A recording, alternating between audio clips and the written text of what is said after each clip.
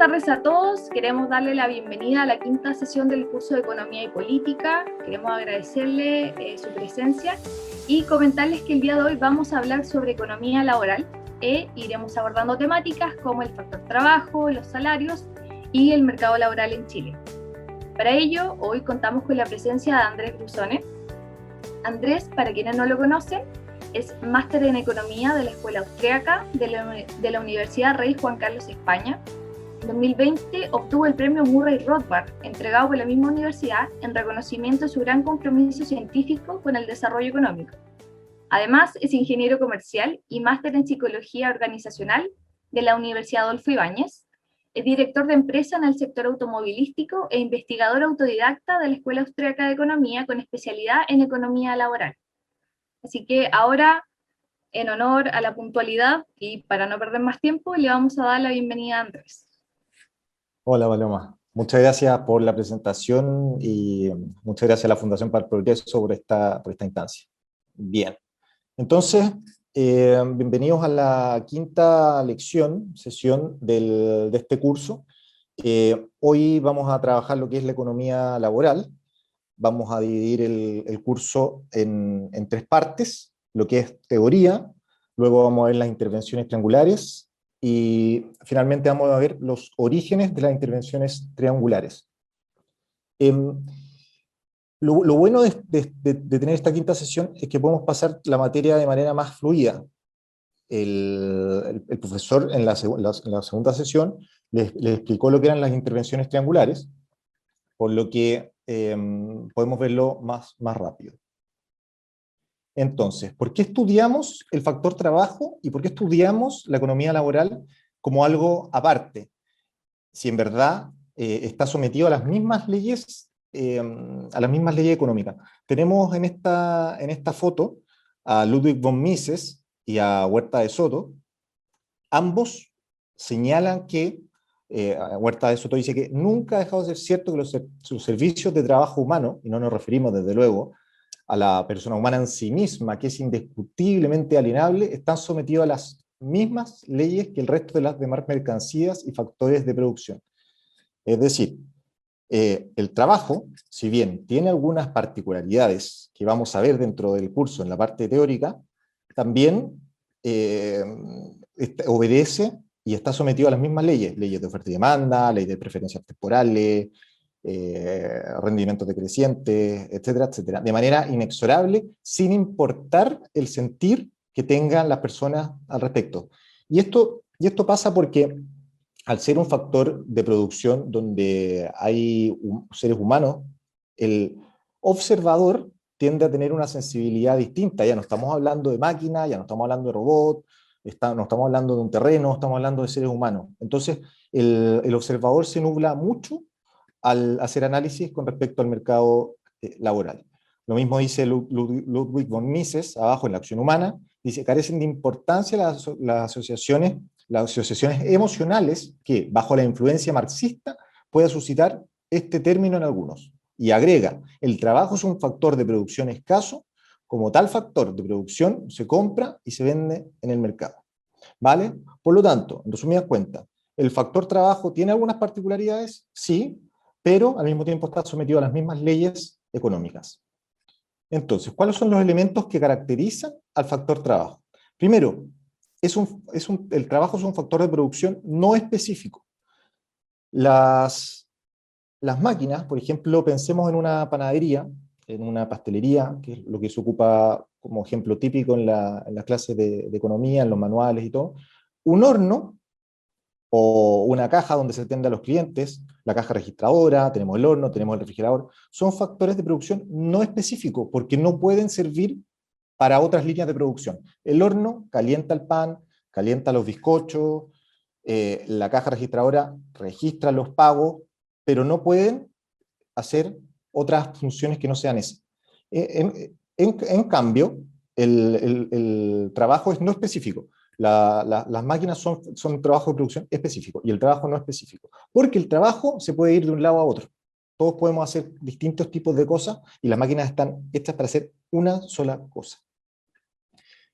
El trabajo puede generar tedio o placer, alegría o fastidio. en cualquier caso, este siempre genera desgaste. Estos dos puntos siguientes, que son los dos elementos de que el trabajo genera desgaste y que el trabajo puede ser introversivo o extroversivo, van de la mano. ¿Por qué?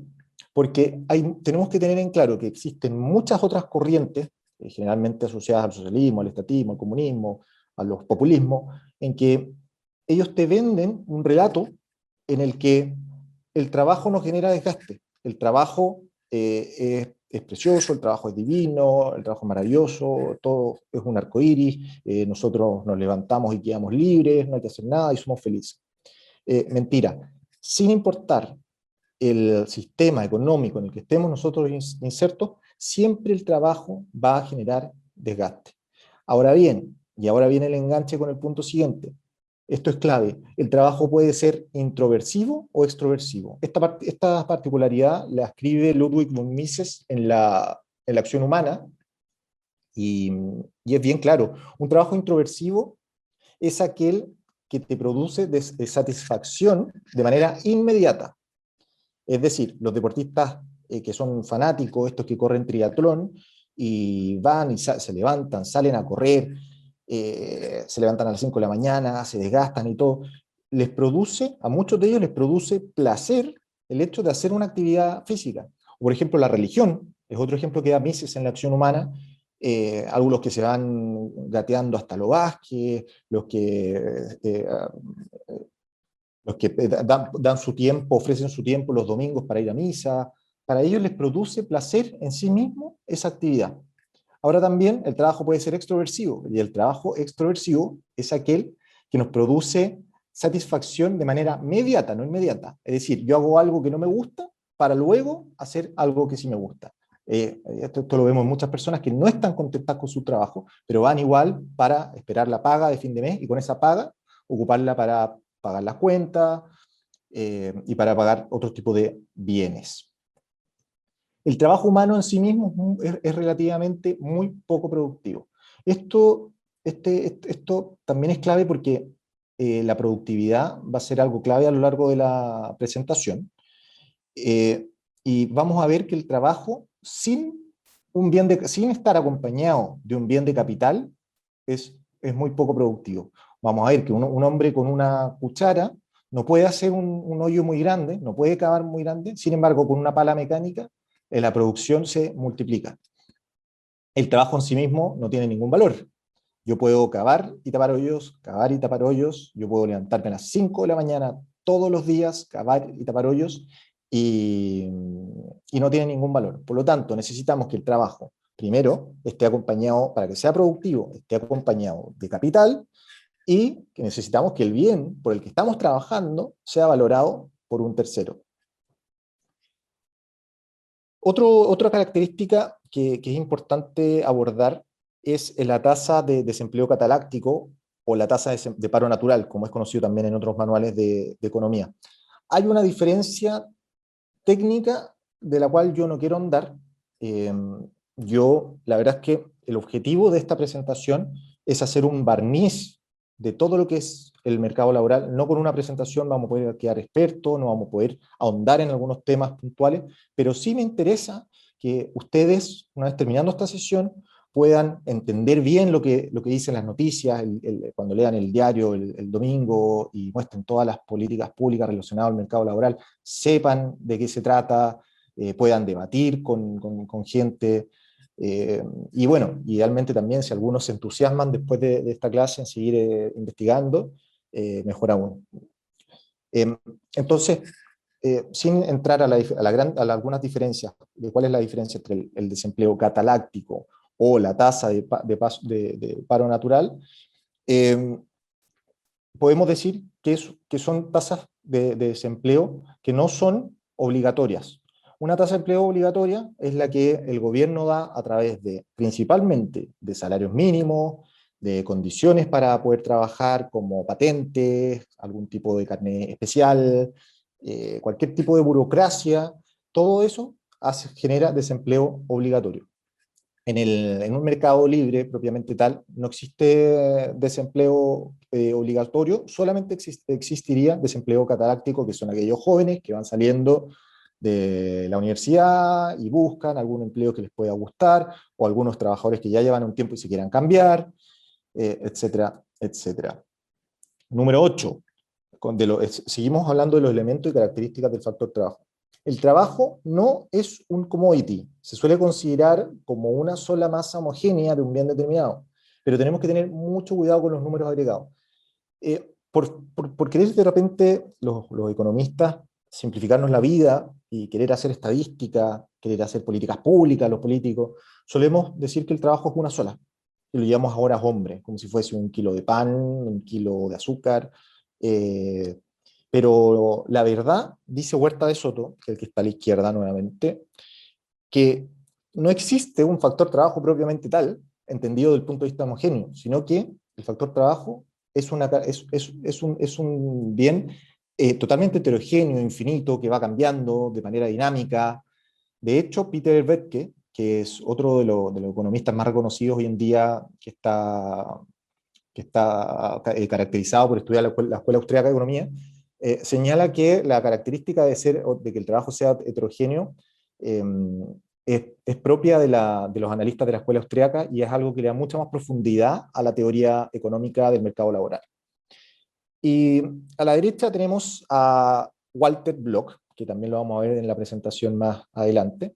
Él sigue vigente, él fue alumno de Rothbard, y él le dice a Peter Bethke, le dice a Huerta de Soto: señores, ustedes están perfectos, yo estoy totalmente de acuerdo con ustedes, calzo en que el factor trabajo es un bien heterogéneo, sin embargo, quiero hacer una salvedad, dice. Que el factor trabajo sea un bien heterogéneo no quiere decir que no los agrupemos en categorías, porque si no, no tendría sentido justamente hablar de categorías: panaderos, abogados, escritores, doctores, etc. Dentro también de cada empresa sería imposible tener un departamento de recursos humanos, sobre todo unas grandes empresas. Imagínense, no tuvieran perfiles de trabajo. Necesitamos una persona que tenga tal perfil, con tal característica, que lo vamos a llamar bodeguero. Necesitamos un trabajo que tenga tal característica, que lo vamos a llevar atendedor.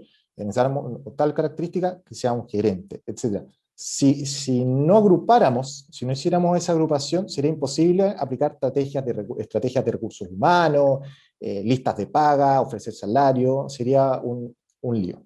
Sobre la productividad. Esto de la productividad es donde parte un poco la teoría del crecimiento. Yo les dije que el trabajo en sí mismo era muy poco productivo hasta que no tenía bienes de capital.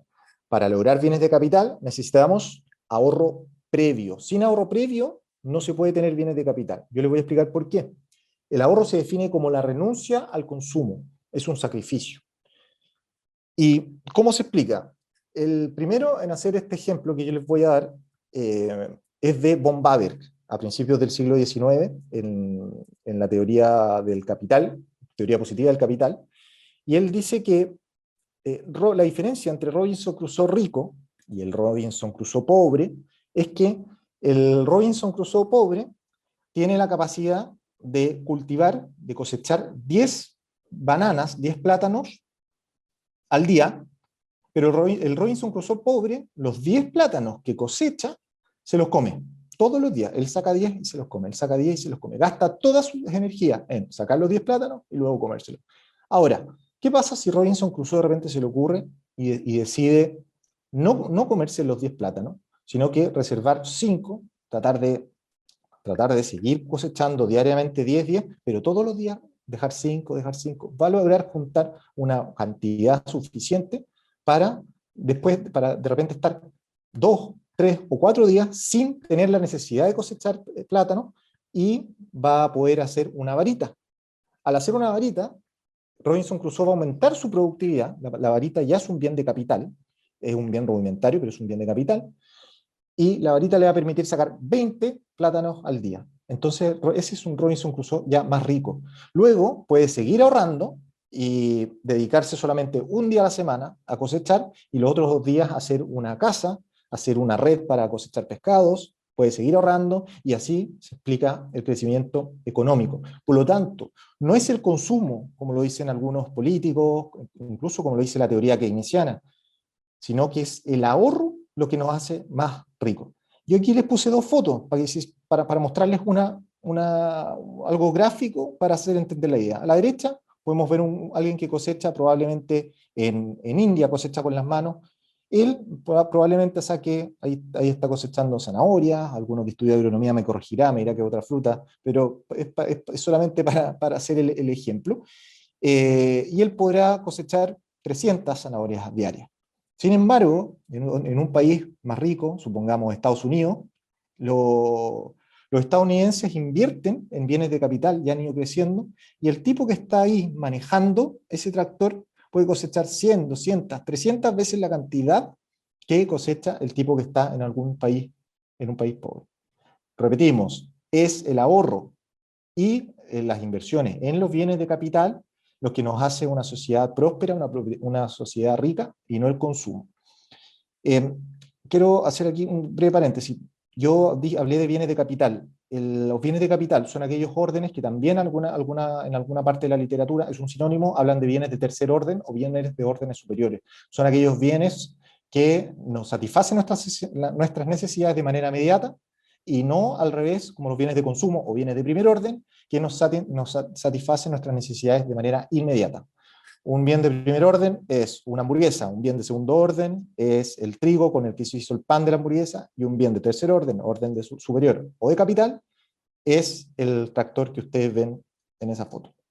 Sobre la productividad, ¿qué podemos decir de Chile? ¿Qué podemos, ya para que vayamos aterrizando un poco esta idea y ver cómo está el plano europeo, el plano latinoamericano? Hubo un milagro chileno, el profesor Cepeda alcanzó a explicarles algo del food, y luego Esteban en la clase pasada, el sistema Esteban explicó de la salud. Ignacio Bustamante le explicó sobre la capitalización individual. Estos dos ítems, el food y el sistema de capitalización individual, hizo que se generaran muchos bienes de capital. Recuerden que el food era el sistema que creó Hernán Vigi, en el que no había impuesto a las empresas siempre y cuando no se retiraran las utilidades. Por lo tanto, ¿cuál era el incentivo para los empresarios? Invertir, invertir, invertir. Comprar maquinaria cada vez más grande, cada vez ir contratando a mejor personal, etcétera, etcétera. El sistema de capitalización individual va en esa dirección porque se juntan montos que sirven para invertir, para financiar proyectos de otro tipo. Otros factores que inciden y pueden potenciar la productividad: los incentivos, los culturales, los religiosos, los psicológicos. Subrayé incentivos porque existen algunas intervenciones triangulares que vamos a ver después, como la indemnización por despido, que son desincentivos que van para el otro lado. Y en cuanto a los culturales religiosos, Max Weber y Ludwig von Mises se han referido a ellos, que efectivamente la cultura de las personas, los elementos de la acción humana, pueden incidir en que seamos más productivos o menos productivos, sin duda. Pero en este caso nos vamos a enfocar en lo más importante, que es lo nuestro, que son los bienes de capital y los incentivos. Por ejemplo, aquí en el gráfico de la izquierda yo les muestro cómo Chile logró ascender en la productividad desde la década de los 90, un poquito antes de los 90 en adelante comenzó a subir de manera sostenida por las razones que yo ya les mencioné. En Europa tenemos otro ejemplo. Bueno, ahí Chile, en comparación con los países europeos de la OCDE, está bastante más abajo, a penúltimo, ahí por adelante de México. Vemos que Irlanda, Noruega, Alemania, Francia están ahí arriba, son países muy, muy productivos. ¿Cómo se forman los salarios? Los salarios se forman, y hay que entenderlo a través están sometidos a dos leyes. La primera es la ley de oferta y demanda, tal como la conocemos de otros bienes. Mientras aumenta la demanda por servicios de trabajo, aumentan los salarios; mientras aumenta la oferta de servicios de trabajo, disminuye el valor de los trabajadores, del servicio de los trabajos. Pero yo me quiero enfocar en la segunda, que es una ley específica que afecta a los salarios y que afecta de manera de tendencia. Hay muchas leyes en la economía que son leyes tendenciales, ¿ya? Y vamos a ver por qué. El salario, entonces, como segunda ley, es determinado a través de la valoración marginal descontada del producto.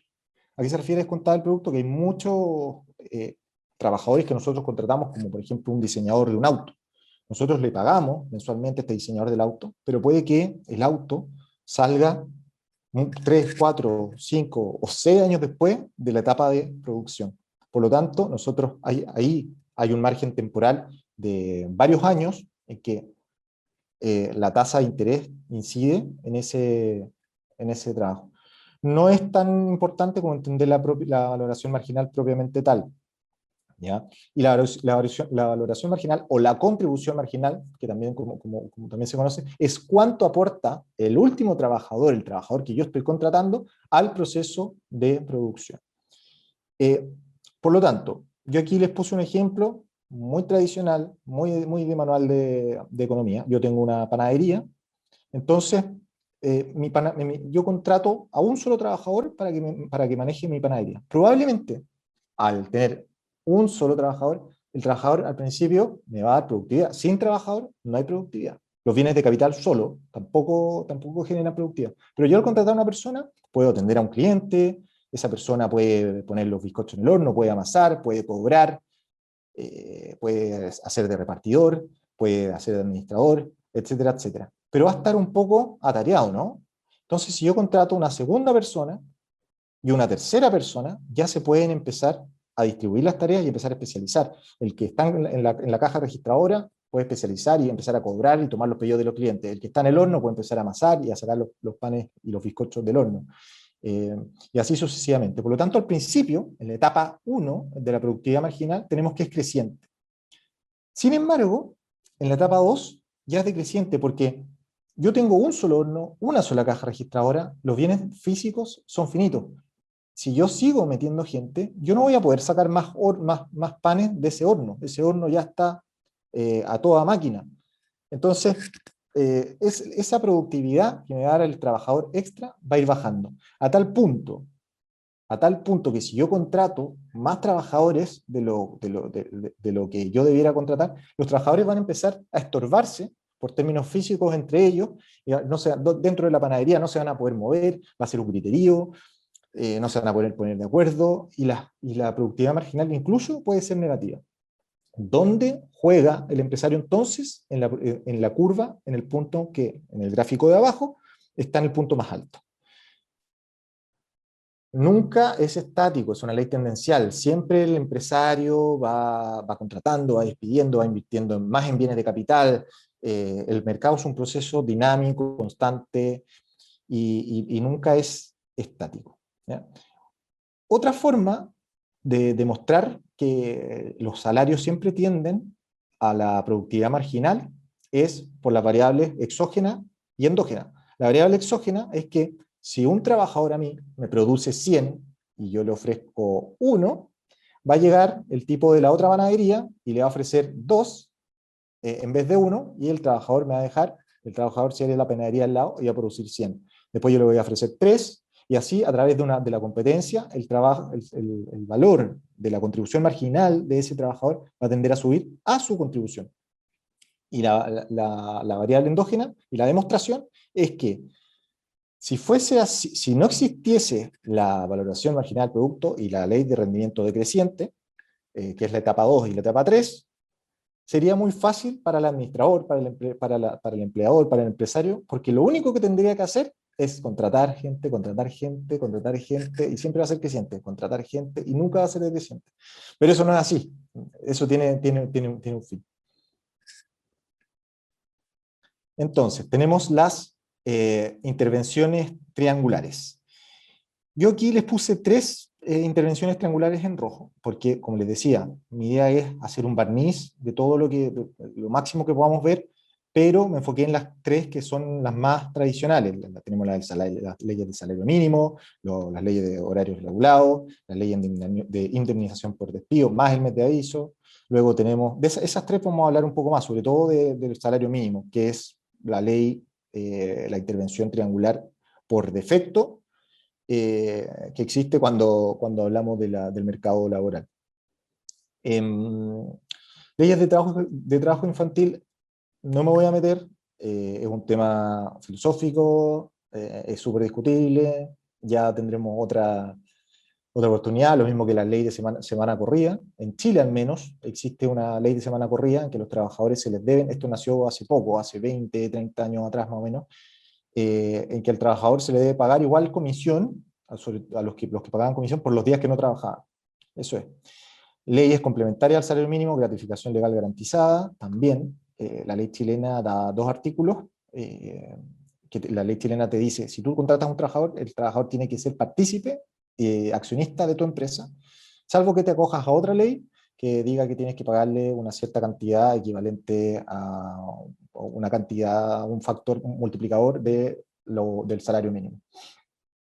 Requisitos de infraestructura, sala cuna, implementos, artículos de seguridad, etc. Pre y postnatal, tenemos ley de prohibición de despido, que también está muy, muy de la mano con ley de indemnización por despido, y no es tan absurdo, uno dice ley de prohibición de despido. La verdad es que, al menos en temas indirectos, en Chile despedir a una persona es muy complicado, y en España, en algún momento se habló de manera seria, y se prohibió de manera seria despedir gente, por lo menos en lo que duraba el coronavirus, y las leyes de subsidios. Entonces, leyes de salario mínimo. Ya partimos con las intervenciones triangulares. Primero, bueno, el de la foto es el gran Murray Rothbard, y él dice, una ley de salario mínimo significa que se les prohíbe trabajar a aquellos cuyo valor de productividad quede por debajo del mínimo legal. Ya vimos cuál era la productividad marginal. El trabajador querría aceptar el trabajo y el empresario contratarlo, pero el decreto del Estado impide que esa contratación se lleve a cabo. O sea, Juan quería contratar a Pedro, Pedro quería trabajar para Juan, pero llega el Estado y dice, no señor, ustedes no pueden llevar a cabo la transacción. Así dice, el desempleo obligatorio elimina la competencia de los trabajadores marginales y eleva los salarios del resto. Por lo tanto, ¿qué tenemos? Que es una ley pro desempleo. La ley no dice que tú tienes que contratar al trabajador por tal monto, si no, no existiría desempleo. La ley dice que tú no puedes contratar a alguien por ese monto. Otra manera de verlo es que es igual que si un trabajador independiente le negaran trabajar por menos de un cierto monto. Imagínense un emprendedor que está recién comenzando, un gaffiter que trabaja por cuenta propia, un eléctrico, un jardinero, etc. Y el Estado les dijera, señores, ustedes no pueden trabajar, salvo que no partan facturando 300, 400, 500 mil pesos mensuales. Otro punto es que si queremos, cuando el Estado quiere desincentivar el consumo de tabaco, por ejemplo, o de alcohol, entonces, ¿qué hacemos? El Estado sube el precio del tabaco a través de impuestos, a través de requisitos, a través de permisos, impuestos específicos, todo para disminuir el consumo de tabaco. En cambio, si queremos desincentivar el consumo de empleo, entonces también hacemos lo mismo. Por lo tanto, hay una contradicción importante. ¿Por qué? ¿Por qué hacemos lo mismo con el empleo si va a generar los mismos efectos que queremos lograr con el tabaco? Luego, la gente asocia las leyes de salario mínimo con un piso que se eleva, en realidad es una valla. Esto lo explica muy bien Walter Block, tanto en su escrito, en sus papers, como en sus conferencias. La gente cree cuando hablamos del salario mínimo, y es normal caer en esto, es normal que nosotros pensamos que es una manera muy buena de que todos, y nos imaginamos un piso, un ascensor que va subiendo, entonces todos al subir el salario mínimo vamos a subir. Sin embargo, no. Sin embargo, la ley de salario mínimo es una valla en la que los menos productivos, como ya vimos, no pueden pasar. Y ahí está nuevamente Walter Block, que fue, no sé si les nombré al principio, alumno, discípulo de Rothbard, y ya siguió la línea académica. Agrega Walter Block, dice, ¿a quién perjudica entonces la ley de salario mínimo? A los trabajadores no especializados cuyo nivel de producción está por debajo del establecido por dicha ley. La tasa de desempleo de los adolescentes negros está subestimada en un 50%, 3 veces más que la tasa de desempleo de la Gran Depresión. Y aquí también Walter Block agrega, sí es verdad que los empresarios son unos cerdos capitalistas, esa expresión es muy típica en Estados Unidos, cuando hablan de cerdos capitalistas, se refieren a los empresarios que son maltratadores, aprovechadores, etc. Pero sí es verdad que pagan poco. Entonces, ¿por qué le pagan mucho a abogados, doctores, ingenieros, ¿No tienen personalidad para poder ser unos cerdos capitalistas con ellos? No, sencillamente porque los abogados, los doctores, los ingenieros, etcétera, tienen una productividad marginal, una contribución marginal mucho mayor que otros sectores del trabajo. Y aquí yo les voy a hacer un ejercicio hipotético que una vez planteó Juan Ramón Rayo, el economista español, y que es, imagínense su peor enemigo, lo vamos a imaginar. Y ese tipo gana vamos a hablar en dólares, porque sé que aquí hay gente también de otras partes de Latinoamérica. Y ese tipo gana 5.000 euros, 5.000 dólares mensuales, y nosotros tenemos, el Estado nos da el poder a nosotros de designarle a esa persona el salario mínimo. Alguien tendría que pensar, entonces como este tipo me cae mal, este tipo no lo soporto, entonces lo que yo voy a hacer es darle un salario mínimo de 1 o de 0. ¿Pero qué va a pasar? Nada. Si el tipo está con una contribución marginal, que tiene un salario más bien de 5.000 dólares mensuales, entonces al jefe de él, al empresario, le va a dar lo mismo, no le afecta en nada. Al contrario, si de verdad queremos hacerle un daño a ese tipo, tendríamos que triplicar lo que está ganando. Es decir, mira, yo para esta persona, para Juan, que me cae mal, yo le voy a designar un salario mínimo de 150.000 dólares. Él no puede ganar menos de 150.000 dólares. Y ahí, al pasar eso, el tipo va a quedar desempleado. Es el peor favor que se le puede hacer a una persona, es subir su salario mínimo si este está por debajo de la productividad marginal, de lo que dice la ley. Algunas preguntas también que quedan. ¿Por qué los sindicatos, organismos, personas y partidos, ley, pro salario mínimo, no contratan a todos los desempleados del país y les pagan el salario mínimo? ¿Por qué ir subiendo el salario mínimo gradualmente y no todo de una sola vez? Si el salario mínimo es bueno, entonces llamemos a los países pobres y digámosles que suban los salarios y ya está. Es muy sencillo. Llamemos a los países generalmente africanos, digámosles, oigan señores, ustedes tienen que subir sus salarios mínimos y el éxito está garantizado. Sin embargo, no es así. Efectos, para ir resumiendo. ¿Cuáles son los efectos entonces de las leyes que imponen los políticos con respecto al salario mínimo, de esta intervención triangular? Entonces, vemos, los salarios son determinados por la contribución marginal. Por lo tanto, si el monto determinado por la ley es mayor a la productividad marginal descontada, entonces van a despido. Mayor oferta de trabajo, menor demanda de trabajo, escasez de empleo. Afecta a jóvenes, mujeres, ancianos, inmigrantes. Los más afectados son jóvenes con menor educación. En Chile, miren, aquí yo les puse un gráfico de la evolución de la tasa de desocupación según sexo por país. Si se fijan, el promedio está en rojo, los hombres tienden a tener un mejor empleo que las mujeres, y las mujeres tienden a estar siempre 1 punto, 2 puntos por sobre el promedio, y entre 3 y 4 puntos por sobre los hombres. Pero cuando nosotros hablamos de las mujeres y que son más encima jóvenes, ese número de desempleo llega al 22%. Y a la izquierda tenemos el desempleo juvenil en Europa. Yo, a modo de casi anecdotario, de infidencia, siempre van a ver que los países del Mediterráneo, y no quiero ofender a nadie, pero siempre España, Grecia, Italia, que son los países que tienen playa allá en Europa, son los países que lideran los rankings económicos, pero para mal, dentro de Europa. Básicamente porque son muy estatistas, están llenos de intervenciones, llenos de cosas. Justamente en España el salario mínimo es más de 1.000 euros. Y bueno, y ahí va bajando la tasa de cesantía en Europa.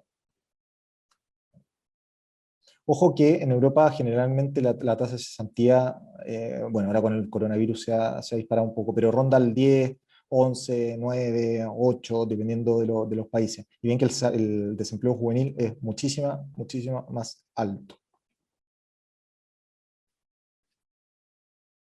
Seguimos con los efectos del salario mínimo. Reducción de horas. Hay gente que no será despedida, pero posiblemente le asignen menos horas de trabajo y puede que peor que antes, porque a la larga, en términos mensuales, va a ganar menos. Al tipo le van a decir, Juan, yo no quiero que tú vengas a trabajar tantas horas como trabajabas antes, Así que vamos a tener que reducir tu jornada. Otro efecto, ralentización en la creación de empleos. Proyectos que otrora eran rentables no se van a llevar a cabo. Y esto es súper importante por lo contrafactual. Nunca, ningún estudio nos va a poder decir qué es lo que no pasó, solamente lo que pasó. Sin embargo, hay estudios que vamos a ver después, como los de Cathy Kruger, que toman un dato de New Jersey. Hubo un momento en que subieron el salario mínimo por hora y demostraron a través de una cadena de restaurantes de comida rápida que el salario, o sea, que el desempleo no había subido. Pero ellos no dicen lo que no pasó. Quizás cuántos proyectos se llevaron a cabo, o sea, se iban a llevar a cabo y se echaron para atrás. Reemplazo por maquinaria es muy típico, produce disonancia entre inversión extranjera y nacional. Cada vez que nosotros hablamos en las noticias y aparecen en los titulares que los políticos aparecen con el puño en alto, banderas, generalmente banderas comunistas, qué sé yo, diciendo que vamos a subir el salario mínimo y todo, todos los inversionistas, tanto internos y extranjeros, se asustan y la inversión se arranca. Mercado negro, genera peores condiciones que trabajar de manera regular. Hay estimaciones que corresponden al 30%. No todo lo que no se contrata a través del mercado regular se va al mercado negro. Ojo. Y en cuanto a esas estimaciones, bien, son relativas. Es muy difícil de tener un estudio certero al respecto. Yo no le creo mucho a esos datos, pero igual al menos la lógica dice eso. Intensificación de la jornada laboral. Cuando hay un alza también del salario mínimo, no necesariamente la gente va a ser despedida, pero sí van a tener que producir más. Es decir, a Juan, a Pedro, le van a decir, Pedro, mira, nos acaban de subir el salario mínimo, la cosa está difícil, estamos llegando con lo justo a las utilidades que necesitamos, a las metas, así que si no produces más, tu empleo queda condicionado a estar con nosotros, estar en la empresa. Por lo tanto, ese tipo de subida se llama subida autofinanciada. Es el mismo trabajador que dice, ups, voy a tener que producir más de lo que estaba produciendo antes, voy a tener que trabajar más intenso para poder quedarme en este empleo. Profundiza las desigualdades, para aquellos que les gusta el tema de la desigualdad y todo el tema, es un hecho que profundiza las desigualdades entre quienes se quedan y quienes se van, sobre todo en los sectores bajos. Imagínense en los salarios medios bajos, y compárenlos con quienes no tienen trabajo. Luego, niega la preparación, la educación y la experiencia. Por cierto, cuando uno sale de la universidad o cuando uno está en la educación secundaria, uno al principio la productividad marginal es muy baja. Por eso vimos en las diapositivas anteriores que la productividad era muy baja en los sectores juveniles. Pero la gracia es que los chicos vayan agarrando experiencia, se metan en el trabajo y ahí de a poco vayan ganando más. Sin embargo, este tipo de leyes niega que exista ese proceso. Las empresas que están con utilidades cercanas a cero van a desaparecer, van a quebrar. Condena también a los vicios, droga, ocio, malas prácticas, problemas psicológicos, depresiones, etc. Al no poder entrar al mercado laboral y estar condenado, aquellos que no entraron al mercado negro, en vez de estar trabajando, estás en la casa haciendo nada y se presta para todo ese tipo de malas prácticas. ¿Hay países sin salario mínimo? Esta típica pregunta. Y aquí siempre llamamos a nuestros amigos los nórdicos. Flexiseguridad hablan ellos. Se protege al trabajador, no al trabajo. Esa es la génesis de que sucede en los países nórdicos. En Dinamarca o Suecia es sumamente fácil despedir a un trabajador, a la inversa de Chile, que básicamente no existe la figura de despedir. Uno tiene que despedir bajo distintos tipos de causales que son muy difíciles de acogerse, salvo necesidades de la empresa. Pero aún así, cuando uno despide a alguien por necesidades de la empresa, la ley te impide contratar a una persona de manera inmediata, porque se supone que tú no lo necesitabas. Entonces, eso afecta mucho al empleo y a las empresas. Y les quiero también comentar acerca del caso sueco. En Suecia tampoco existe el salario mínimo, y tampoco existe la indemnización por despido, pero cuando alguien está desempleado y va a cobrar el seguro de cesantía a la AFC de allá, que tiene un nombre que yo le voy a poner aquí en la presentación, pero es un nombre en sueco impronunciable, la AFC que tienen ellos allá, eh, el trabajador llega y en la oficina le dicen señor, a usted le vamos a pagar el seguro de cesantía, pero eh, va bajando, en Chile también así, y además, y ahora viene lo que lo hace particular, yo aquí le tengo una carpeta con muchos trabajos disponibles. Si usted no lo toma, usted se queda sin acceso al monto del seguro. Por lo tanto, ahí mismo, en la AFC que tienen ellos, en la Asociación de la Protección del Empleo, ahí mismo tienen una especie de agencia de empleo y que es condicional. Salario mínimo, ahí dice, lo puse por hora a la derecha, y en total al mes a la izquierda. ¿Ya? Vemos que bueno, están ahí Luxemburgo, Irlanda, los Países Bajos, Bélgica, son los quienes lideran los salarios mínimos y quienes no. Por otra parte, a ver, lo tengo en la diapositiva siguiente, esto, sí. Entonces, ¿cómo les va a los que no tienen salario mínimo? Vemos que hay 3 países que no tienen salarios mínimos y que están top 10 en este ranking mundial de los salarios más altos del mundo. Dinamarca, Noruega y Austria.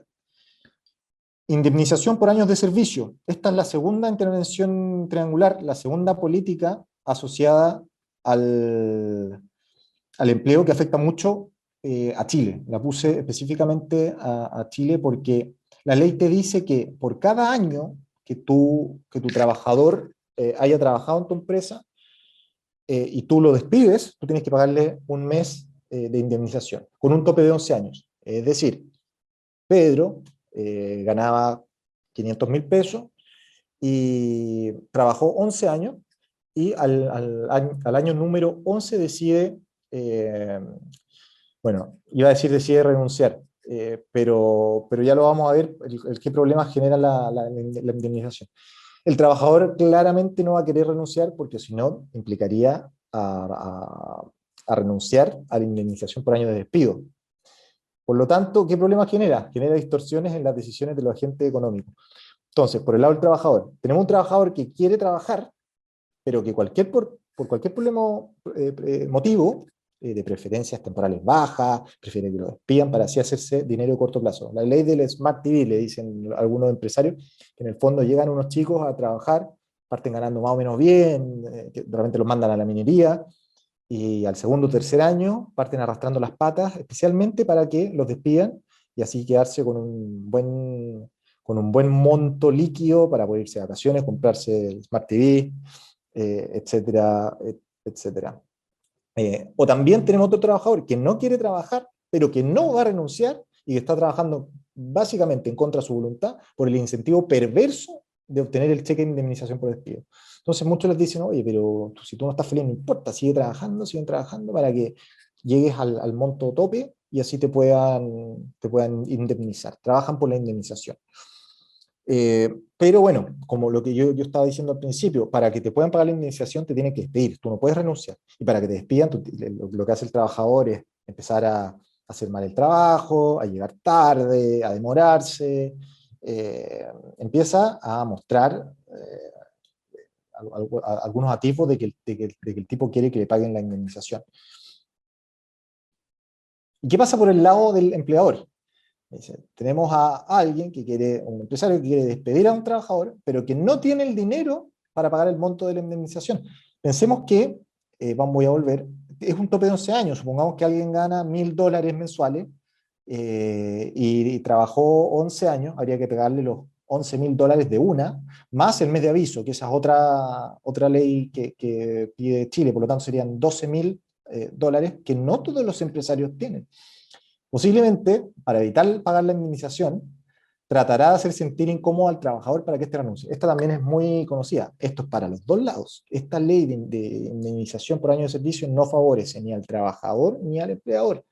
Y es verdad que es muy común que hayan empleadores que traten de hostigar a sus trabajadores para que renuncien y no tener que despedirlos. Los van cambiando de puesto, básicamente le hacen bullying, le piden traslado, los hostigan, etcétera, etcétera.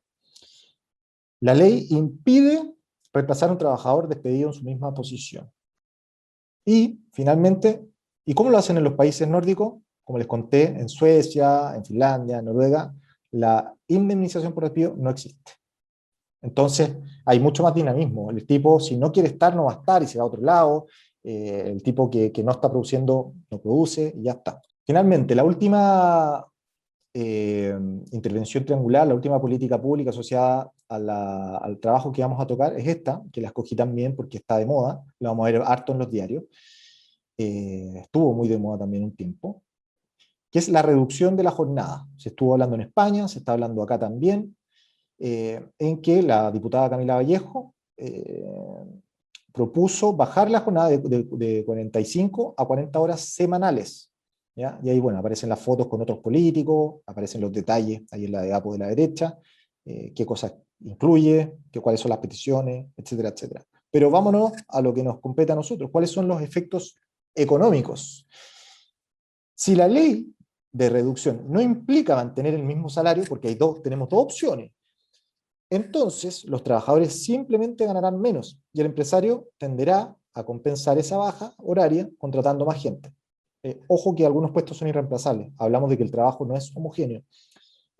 Pero bueno, si va a haber una reducción de jornada, sencillamente la gente va a trabajar menos, va a ganar menos. Ahora, si la ley dice, que es como la ley que plantea Camila Vallejo, que la reducción implica mantener el mismo salario trabajando menos, entonces habrá trabajadores que serán despedidos y, como siempre, los menos productivos. Básicamente lo que plantea Camila Vallejo aquí es un aumento del salario mínimo por hora, es un aumento del salario mínimo camuflado. Y esta parte yo me quería extender un poquito más, que es de dónde viene el origen de las intervenciones triangulares. ¿Por qué? ¿Por qué hablamos de leyes de salario mínimo? ¿Por qué indemnización por despido? ¿Por qué tanta protección se supone para los trabajadores, etcétera?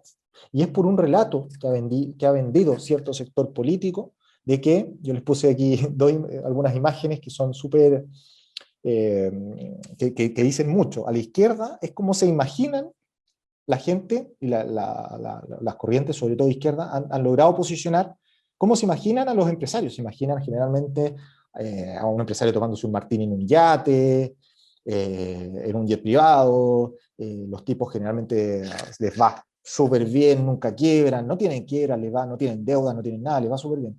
Sin embargo, yo aquí les puse solamente dos datos para aterrizar esa narrativa. La mitad de las empresas tiene 14 años o menos, considerando como nacimiento el inicio de las actividades antes el servicio de impuesto interno. Además, el 90% de las empresas tiene 27 años o menos. O sea, ser empresario es sumamente difícil. Poder perseverar a lo largo del tiempo es muy, muy complicado. Y el segundo dato que les doy, el 96,9% de las empresas en Chile son MIPYMES, es decir, micro, pequeña y mediana empresa. Y sus ventas representan menos de un cuarto del total. Fuente L4 del gobierno. Entonces, ¿cómo se imaginan a los empresarios? Como la foto de la izquierda. Pero ¿cómo en realidad son los empresarios? Casi el 97% de Chile es como aparecen a la derecha. Arriba una microempresaria, después una pequeña empresa, y así son la mayoría de las empresas chilenas, y todas las leyes que hacemos lo hacemos pensando en el empresario que está allí en ese jet privado, siendo que la mayoría, si no decir casi todos los empresarios, son MIPYMES. Otra fuente de por qué vienen estas intervenciones estatales. Los empresarios, dice, hay mucha literatura, hay mucha gente que dice, los empresarios se ponen de acuerdo y actúan como un cartel, fijando precios de contratación. A esa objeción, Rothbard dice, tal monopsonio, es decir, un solo comprador, en la compra de trabajo tendría que comprender a todos los empresarios de la sociedad. Si así no fuera, el trabajo, que es un factor inespecífico, como yo les dije al principio de la charla, podría trasladarse a otras empresas y a otras industrias. Y hemos visto que un solo gran cartel sería imposible de lograr dentro del mercado, porque básicamente no se puede lograr porque el incentivo a salirse de ese acuerdo es muy grande. Imagínense ponerse de acuerdo todos los empresarios en Chile para contratar por bajo sueldo. Salirme de ese contrato es muy fácil, muy sencillo. Otra objeción dice, el aumento es una cantidad ínfima. Esto yo lo he escuchado de gente que incluso ha estudiado economía. Ojo, dice, pero si el aumento es una cantidad ínfima, ¿cómo podría alguien pensar que subiendo 10.500 pesos mensuales podríamos generar desempleo? Puse 10.500 pesos porque ese es el salario esa es la subida de salario mínimo que se está discutiendo ahora en el Congreso. Y a este tipo de objeciones yo le puedo responder tres cosas. La primera, el reajuste se hace año por medio, una vez al año o cada 2 años. Y hay una fe de ratas. Por lo tanto, habría que considerar los cambios a largo plazo. Eso es lo primero, es decir, esto se da muchas veces. Y segundo, para que se hagan una idea, un aumento de 10.500 pesos mensuales, que según este tipo de personas son ínfimos, en una empresa pequeña, como la que vimos en la foto anterior, de una empresa pequeña de 20 trabajadores, significan 2.700.000 anuales, que puede variar según las cotizaciones, seguros, etc. Pero 2.700.000 anuales para una empresa pequeña es mucho. De hecho, y aquí les puse en el tercer argumento, el aumento que propone la CUT es de un aumento de 173.500, porque ellos quieren llegar a 500.000 pesos mensuales. Para los que no son de Chile, cuando hablamos de 500.000 pesos mensuales, nos referimos más o menos 650, $700, más o menos. Pero ese diferencial, en la misma empresa pequeña, de 20 trabajadores, son 44 millones de pesos anuales. Y solamente considerando una subida, es una quiebra segura. Otra pregunta que generalmente hacen,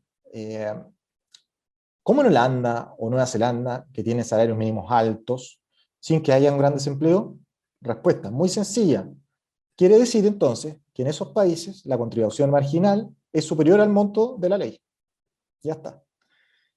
Luego, estudios tipo dato mata relato, Cardi-Kruger, que yo les mencionaba que demostraron supuestamente a través de algunos datos que la ley de salario mínimo de cual estamos hablando no se cumple porque mostraron algo de evidencia. Sin embargo, como yo les decía también anteriormente, no considera lo contrafactual. ¿Qué pasa si hubo muchos empresarios de diversas partes del mundo que tenían ganas de invertir en ese lugar y al subir el salario mínimo se echaron para atrás y las inversiones se fugaron a otros lados? Eso no lo vamos a ver nunca, no hay ningún estudio que pueda decirlo. Y el tiempo, generalmente este tipo de estudios, también Nicolás Grau en Chile hizo un estudio similar, ocupan el argumento del cherry picking, ocupan los periodos de tiempo que a ellos les conviene. De hecho, ocupan al mes siguiente, las estadísticas son bien reales, las estadísticas en los papers de Cardi-Kruger, se enredan llenos de datos, llenos de cosas, pero la estadística que ocupan es al mes siguiente. Sin embargo, hay que ver el largo plazo. Luego, otro origen de la intervención es otra objeción.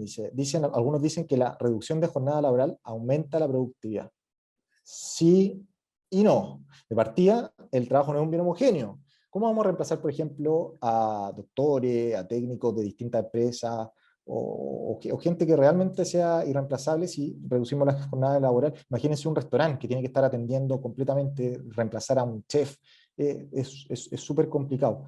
Sí es verdad que hay ciertos sectores que a través de estrategias de recursos humanos, sectores que no están en la última línea, en bienes de consumo, sectores que están más por el tema de los servicios, en otro tipo de bienes, podrían mejorar la productividad trabajando menos. Eso es un hecho, pero no se puede decir que es una ley que reduciendo la jornada laboral aumenta la productividad.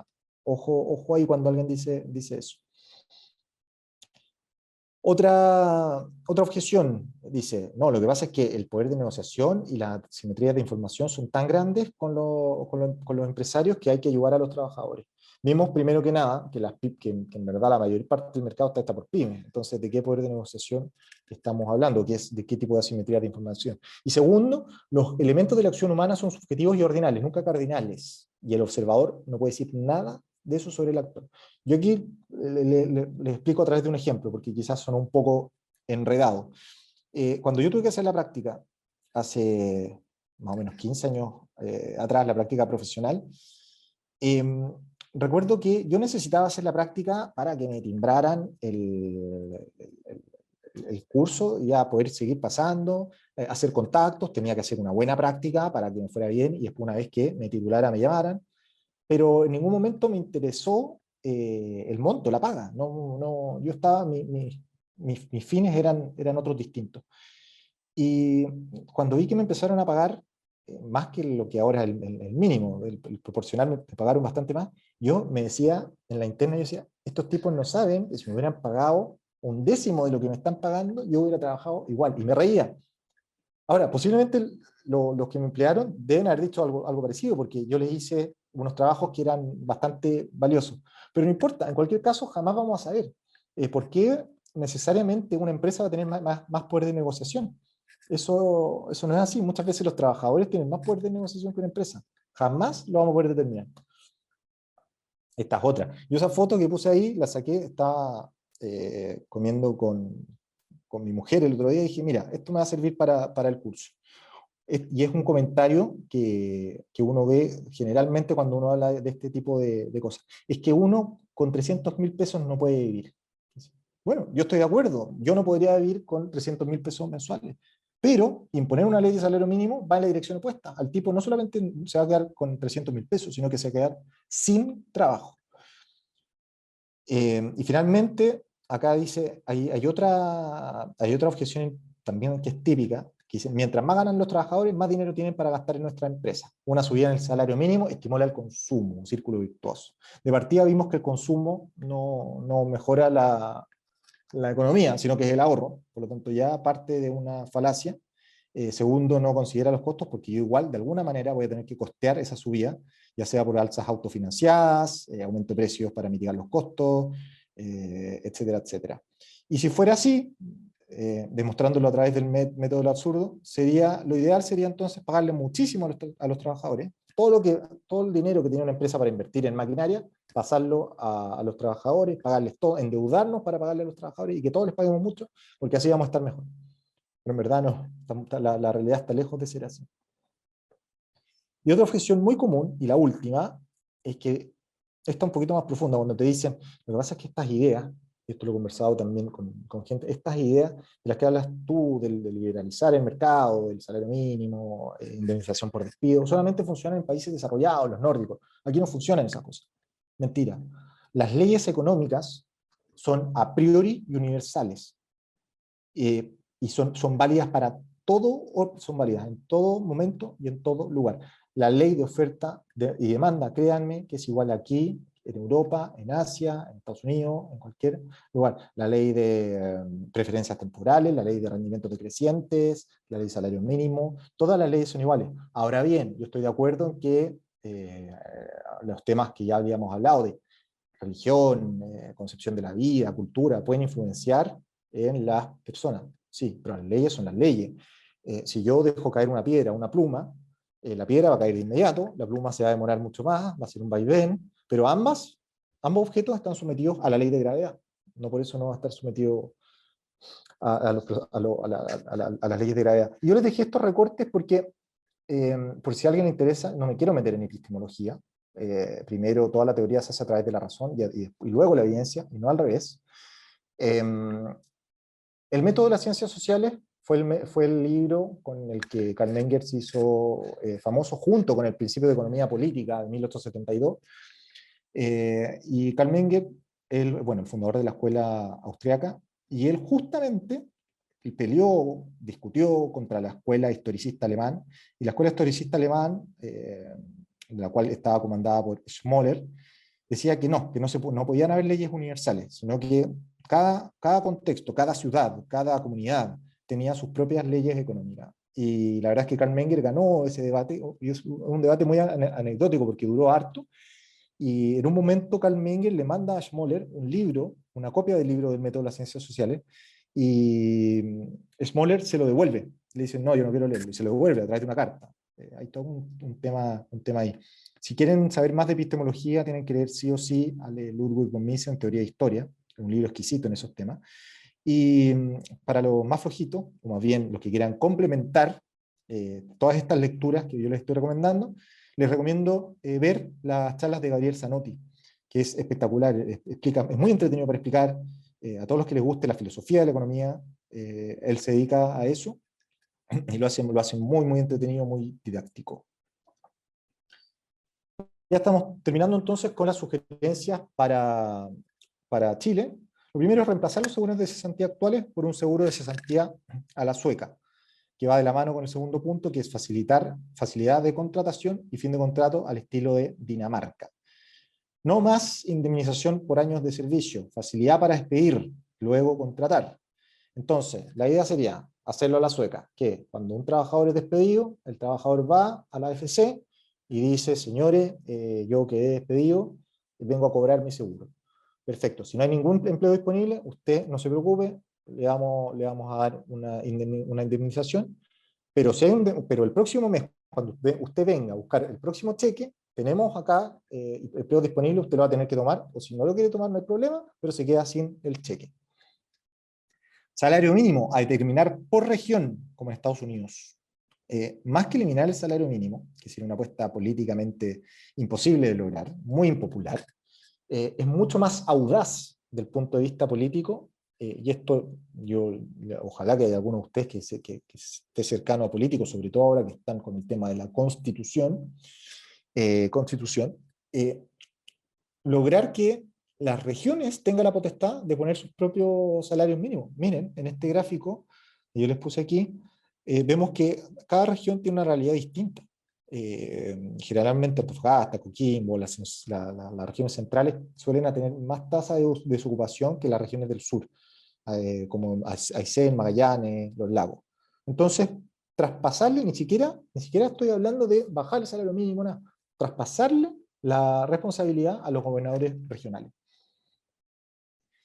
Luego, lograr al menos transparentar los costos de contratación. Esto es porque, bueno, aparte de todo lo que es el salario base, el salario mínimo, también tenemos las cotizaciones, los seguros, la ley de semana corrida, etcétera, etcétera. Que al final, por ejemplo, en Chile se habla de que el salario mínimo es de 326.500, que es lo que se está discutiendo ahora, pero en realidad lo que le paga el trabajador al empleador son cerca de 500.000 pesos. Y volver al FUT, que Bachelet lo eliminó, pero bueno, eso ya se ha tratado de hacer, políticamente está difícil, pero parece que hay alguno que otro avance. Veremos en qué queda eso, pero lo ideal sería, para poder incentivar a la creación de capital, que se vuelva al FUT.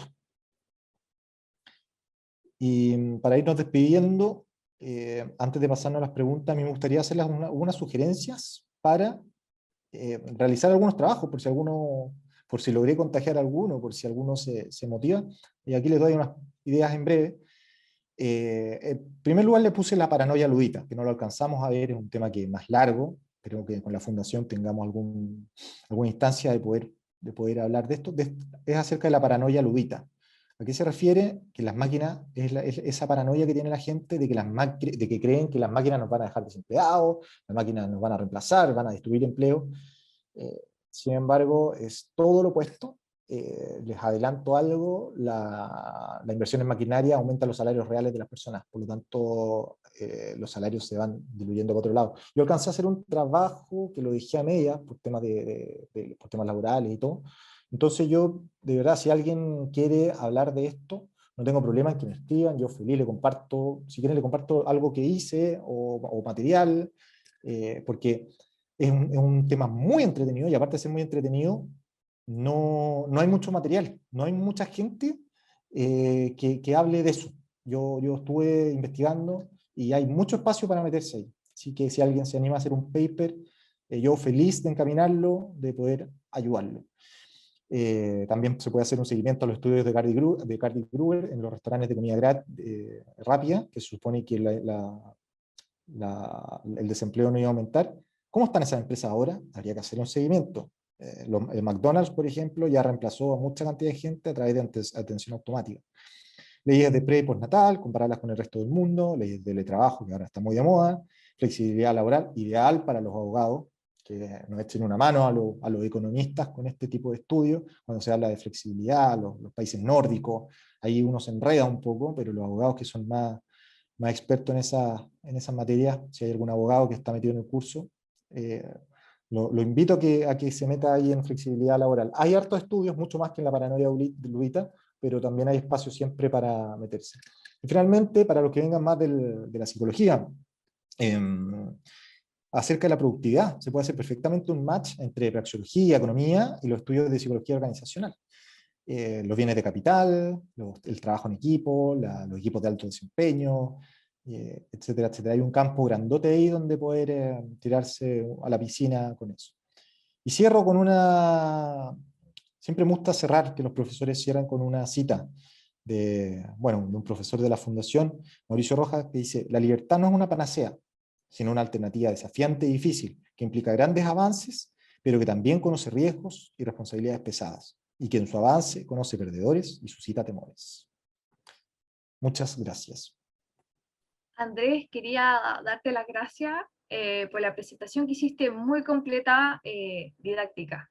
Me encuentro que el contenido era muy fácil de entender y a gran parte de los asistentes les encantó, así que muchas gracias por este tiempo que te tomaste para poder hablarnos sobre la economía laboral y enfocarlo también en nuestro país. Hay varias preguntas. Sebastián había preguntado qué harías en Chile para que existan los mejores sueldos, pero después nos envió un mensaje y dijo que su pregunta había sido respondida, y quiero darle la chance a Sebastián de que abra su micrófono y nos diga si efectivamente quedó clara la duda que lo quejaba o estuvo ya respondida en su totalidad. Ya, hola, buenas noches. Muchas gracias por la presentación, Andrés. Y no, bueno, creo que la respondiste casi al último, pero tenía que ver con el tema de puntualmente qué harías para subir o para que existan mejores sueldos en Chile, porque es como la típica controversia que uno ve en los matinales, y lo que tú dijiste, de que los sueldos no alcanzan y que en Chile se gana muy poco y la vida es muy cara, entonces un poco ella apuntado a eso. Sí. Gracias por la presentación. De todas Vale, formas. gracias Sebastián. Sí, efectivamente, es uno de las objeciones más importantes, ¿no? Nosotros nos quedamos, pucha, con los salarios que tenemos ahora, nos cuesta llegar a fin de mes, ¿cómo podemos hacerlo? Y yo te diría, bueno, tres claves: incentivar el ahorro, la inversión, los bienes de capital, crecimiento económico, flexibilidad. Por ahí va la solución. Muchas gracias. Ya, la segunda pregunta la hizo Trinidad, así que Trinidad, ahora vamos a habilitarte para que puedas expresar tu pregunta a través del micrófono. Hola, muchas gracias también por la presentación, fue muy buena, muy interesante. Bueno, mi pregunta es como de lo último que mencionaste. Yo preguntaba si es que efectivamente era posible como esa teoría de que con toda la tecnología el trabajo humano como que se va a acabar. Y también la pregunta, así que podríamos igual hablar un poquito de eso, era como si es que es necesario como intentar evitar llegar a eso, o en verdad cómo se podría como convivir con esa idea, si es que fuera a suceder. Esa era mi pregunta. Bien, bien. Yo lo quería dejar de tarea para la casa, pero no hay problema. Mira, te doy la clave. Cuando se invierte más en maquinaria es porque un empresario lo hace porque puede disminuir los costos, por lo tanto, bajar los precios y así ser más competitivo. Al bajar los precios, todos los clientes que consumían esos productos tienen más dinero real en sus bolsillos. Por lo tanto, aumenta el dinero real que existe en la economía. Y ese dinero real, ese diferencial, va a invertirse en otras áreas distintas de la economía. Por ejemplo, pensemos en los mismos restaurantes. Para nosotros hoy en día, con la realidad económica que vivimos hoy en día, es normal ir a un restaurante una vez a la semana, algunos van 2 veces a la semana, algunos hasta almuerzan en un restaurante, ¿sí? Pero hasta hace 20, 30 años atrás, yo recuerdo cuando yo era chico, no era algo normal. Y eso es porque justamente a través de la maquinaria, a través del desarrollo de las tecnologías, hemos ido adquiriendo más bienes de capital, más maquinaria, y tenemos salarios más, reales para poder designarlos a otras áreas de la economía. Por ahí pasa la respuesta principal. Aquí, pidiéndote permiso, Andrés, me gustaría hacer una acotación. Sí. De hecho, la pregunta de Trinidad sobre este miedo común que tenemos de que finalmente la tecnología sea mayor a nosotros y que nos quite el trabajo, Sacha, que también es integrante de nuestra fundación, escribió sobre la automatización y el futuro del trabajo. Y podrían buscarlo en la página, y ella también aborda esto. Y nos explica por qué, no voy a dar spoilers, pero por qué efectivamente ese futuro no podría cumplirse, o no en su totalidad al menos, que el hecho de que haya más tecnología también nos permite a nosotros seguir en el trabajo, pero mediante otros caminos.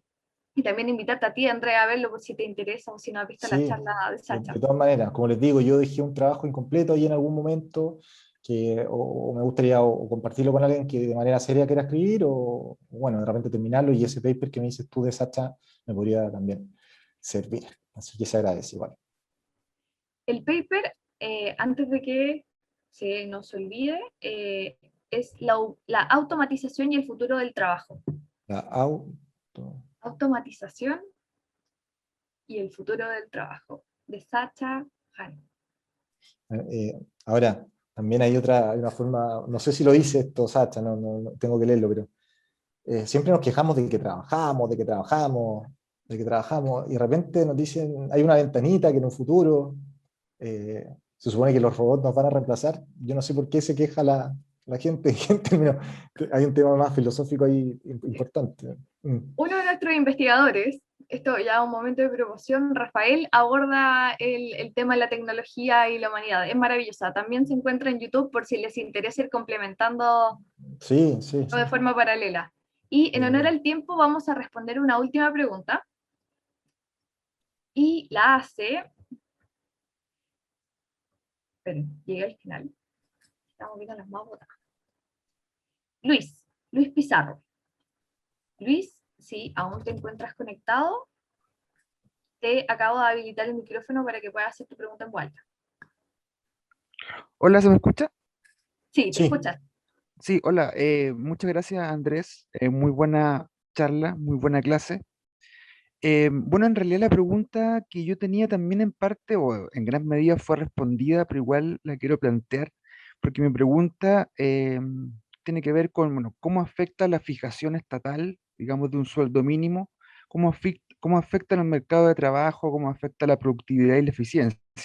Y eso en gran medida ya Andrés lo explicó bastante bien.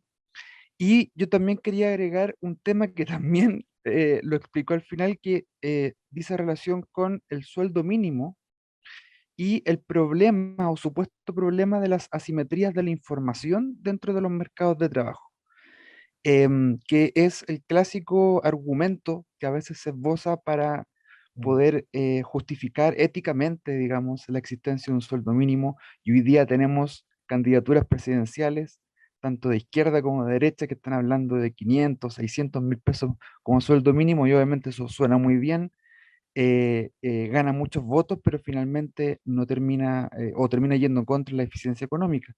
Entonces ahí no sé em, Sí, si sí, quedó más o menos claro. sí, Sobre todo el tema de la asimetría, que a veces mm, se habla de que las grandes empresas no podrían, como por ejemplo el ejemplo que diste, Andrés, de cómo afectar al peor enemigo, digamos, bajándole el sueldo mínimo. A lo mejor eso se podría aplicar tal vez en empleos más calificados, pero tal vez no en otro tipo de trabajo. claro. O sea, ojo, subiéndole el sueldo mínimo. Subiendo, claro. Claro, subiéndole el sueldo mínimo, tú afectas a una persona. Es una bonita reflexión. Lo de las asimetrías de información, yo me voy por dos lados. Primero, lo que yo te decía, acordémonos de la radiografía de las empresas en Chile. Generalmente cuando tenemos, por supuesto, todo, incluso algunos que nos dedicamos, de repente tenemos la creencia, el prejuicio de que todos los empresarios son un tipo, pero que gana como Rico MacPato, llega a su casa y se tira un piquero en una piscina con monedas de oro, se toma un martini, un whisky en un yate, y yo les mostré cómo son las empresas realmente en Chile. Es la señora Juanita de la verdulería, don Juan de donde hace los muebles, es Pedrito el jardinero. Esas son las empresas que existen. Entonces, ¿Qué tanta simetría de información hay? Complicado, muy, muy difícil. Creo que es un juicio muy, muy de narrativa, para mi gusto. Ya estamos en el terreno ya de la opinión. Y segundo, querer matematizar algo que no es matematizable es difícil. ¿Cómo podemos medir eso? O sea, hay tanta simetría de información, entonces por lo tanto vamos a subir el salario mínimo. Se me hace complicado. Andrés, queremos darte las gracias por tu tiempo, por la calidad de la presentación y nada, dejarte a ti y a todos nuestros asistentes invitados a próximas sesiones. Los invitamos a que vayan al canal de YouTube, donde vamos a encontrar todos estos videos que comentamos para poder ir comentándolo quizás en alguna instancia a futuro, donde volvamos a reunirnos. Y también agradecerte por todo el contenido que facilitaste para que podamos seguir aprendiendo sobre este ámbito de la economía laboral que, como tú dijiste, falta harto estudio y está muy entretenido. Y un lugar para hacer políticas públicas buenas. Muchas gracias, Paloma. Gracias a la FPP.